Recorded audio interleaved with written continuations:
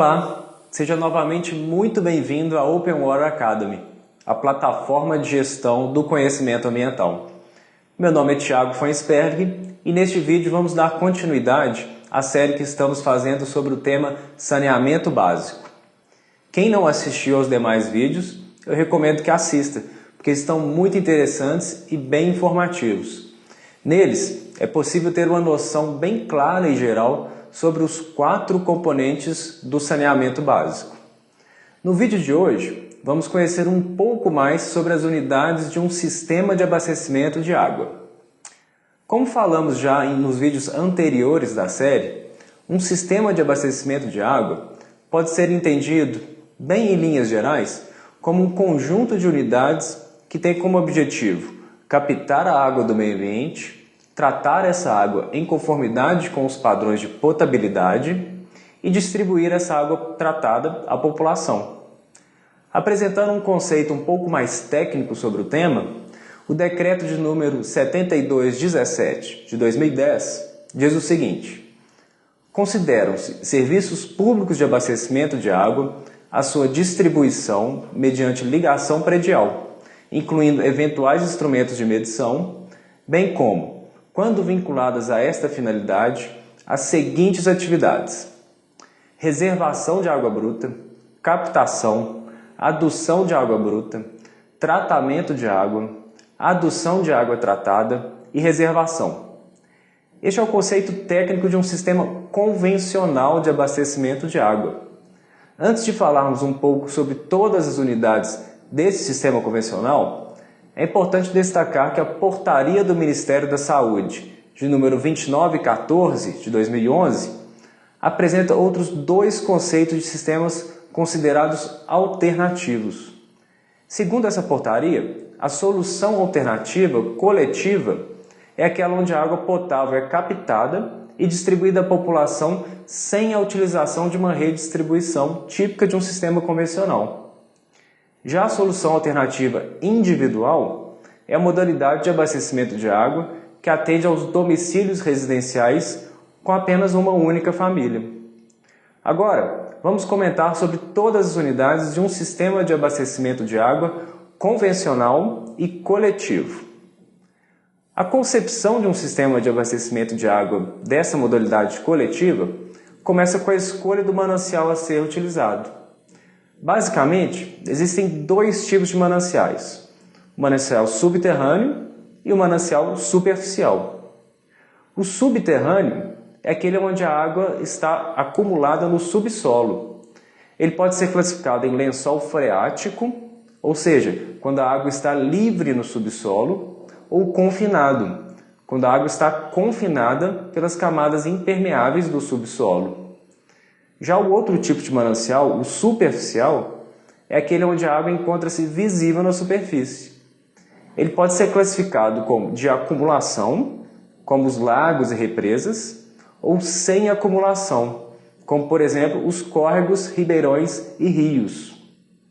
Além dessas 2 formas de manancial, podemos citar também a acumulação de água de chuvas, que pode ser reservadas em tanques tanto individuais, como também em tanques coletivos. Então, após a escolha do manancial, deve ser definido o tipo de captação que vai ser utilizado, que vai depender diretamente da forma do manancial explorado, ou seja, se ele é subterrâneo ou superficial. Em linhas gerais, os tipos de captação utilizados são os seguintes: para os mananciais subterrâneos, utilizam-se os diversos tipos de poços, como o tubular profundo, o manual simples e o manual raso, além de drenos horizontais e barragens subterrâneas. O tipo a ser utilizado vai depender da forma e profundidade a que a água está reservada no subsolo. Já para os mananciais superficiais, as captações mais comuns que são utilizadas atualmente são as seguintes: a tubulação de tomada, a caixa de tomada, o canal de derivação, a captação flutuante e a torre de tomada. A escolha dessa captação vai depender se o manancial é de acumulação ou sem acumulação, da sua profundidade e demais características hidráulicas. A próxima unidade de um sistema de abastecimento de água que iremos abordar são as adutoras. Elas são tubulações que têm como objetivo transportar a água entre a captação e a estação de tratamento, ou da própria estação de tratamento para as demais unidades que antecedem as redes de distribuição. Então é importante a gente destacar que as adutoras não distribuem água para os consumidores. Elas apenas a transportam entre as unidades do sistema. Vamos dar uma olhada agora como as adutoras de água podem ser classificadas. Primeiramente, elas podem ser classificadas quanto à natureza da água a ser transportada. Ou seja, podem transportar a água bruta, que acabou de ser captada e ainda não passou pelos processos de tratamento de água, sendo então denominadas, naturalmente, de adutoras de água bruta. Ou podem então transportar a água que foi tratada até os reservatórios, sendo assim chamadas também de adutoras de água tratada. O outro tipo de classificação das adutoras é quanto ao modo de escoamento da água. A adutora em um conduto forçado é aquele onde a água está sendo conduzida sob pressão, diferentemente da adutora em conduto livre, onde o escoamento se dá sempre em declive a partir da pressão atmosférica. Por fim, as adutoras de água podem ser classificadas também quanto à energia utilizada para o escoamento dessa água. Ou seja, sendo a adutora por recalque, ela é responsável pelo transporte da água que foi previamente bombeada por uma estação elevatória. Ou então uma adutora por gravidade, que tem o seu início em uma cota superior ao ponto final da tubulação. Continuando o nosso percurso por um sistema de abastecimento de água, a próxima unidade que vamos conversar é a estação elevatória. Elas são basicamente estruturas construídas que incluem instalações que bombeiam a água de um nível mais baixo para um nível mais elevado. A necessidade da implantação das estações elevatórias em um sistema de água vai depender principalmente do relevo local. É comum, então, pequenos sistemas de abastecimento de água que não necessitam de estações elevatórias. Já nos grandes sistemas de abastecimento, são necessárias dezenas de instalações. Basicamente, as estações elevatórias de água podem ser classificadas em elevatória de água bruta ou elevatória de água tratada. Os principais componentes de uma estação elevatória são os seguintes: a casa de bombas, a bomba propriamente dita, o motor de acionamento, o poço de sucção, a linha de sucção e a linha de recalque. Podemos dizer que os principais usos das estações elevatórias são para captar a água da superfície ou de um poço, recalcar a água até pontos distantes e elevados, ou reforçar a capacidade de adução. Naturalmente que o seu uso traz algumas desvantagens para os sistemas. Podemos citar as elevadas despesas de operação devido aos gastos energéticos, a vulnerabilidade a interrupções e falhas no fornecimento de energia e a operação especializada, o que aumenta ainda mais os custos tanto com pessoal quanto equipamento.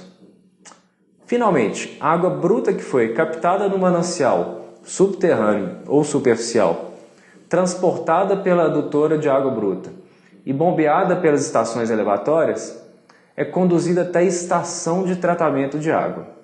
A ETA tem a fundamental importância de compatibilizar a qualidade da água captada aos padrões de potabilidade e proteger a saúde da população. No nosso país, os padrões de potabilidade são determinados pelo Ministério da Saúde, atualmente através da portaria de número 2914, de 2011. A qualidade da água bruta vai determinar qual será o tipo de tratamento a ser realizado. Para os mananciais superficiais, usualmente são adotados os seguintes processos de tratamento de água. Primeiramente, é a clarificação. Este é o primeiro processo do tratamento, onde são então removidos os sólidos presentes na água. Em seguida, é realizada a desinfecção, que tem como objetivo a inativação dos micro-organismos patogênicos. Já o terceiro processo é o da fluoretação, que atua na prevenção da cárie dentária infantil. E por fim, a estabilização química, que é responsável pelo controle da corrosão e da incrustação da água nas tubulações e nas estruturas de concreto do sistema. Já para as águas subterrâneas, o processo de clarificação normalmente é dispensado quando a água apresenta baixos níveis de turbidez. Dando continuidade às unidades de um sistema de abastecimento de água, a próxima após a estação é a adutora de água tratada, que leva essa água até os reservatórios. Eles são unidades que permitem armazenar a água com 3 finalidades: de atender às variações de consumo da população, atender às demandas de emergência e de manter a pressão constante na rede de distribuição.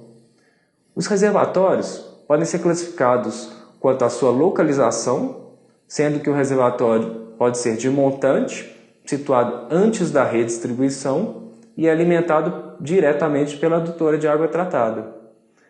Ou ele pode ser um reservatório de jusante, que é alimentado pela sobra de água das horas de menor consumo. Outra classificação dos reservatórios é a sua posição no terreno. Ele pode ser do tipo elevado, standpipe, enterrado, semi-enterrado e, por fim, apoiado no terreno. Finalmente, após todas as unidades que citamos anteriormente, a água é distribuída à população através das redes de distribuição. São tubulações implantadas nas vias públicas ou nos passeios, normalmente junto às edificações, que conduzem a água através das ligações prediais. As redes de distribuição, elas podem ser classificadas quanto ao seu porte e função, podendo ser primárias, com maiores dimensões e responsáveis pela alimentação das redes secundárias, que por sua vez têm menores diâmetros e são responsáveis pelo abastecimento direto aos pontos de consumo. Outra forma de classificação é pelo tipo de rede, podendo ser ramificada, malhada ou então redistribuição mista.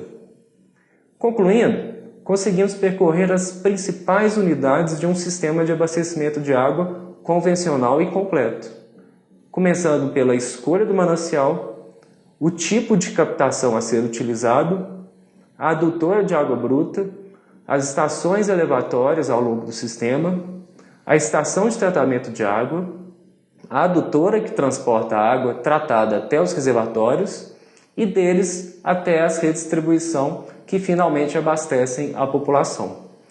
Eu espero que tenham gostado desse vídeo e que o conteúdo tenha sido relevante. Se gostaram, então, curtam o vídeo, compartilhem e deixem seus comentários. Não deixem também de seguir a Open Water Academy em todas as suas mídias sociais. Um abraço e até o próximo vídeo.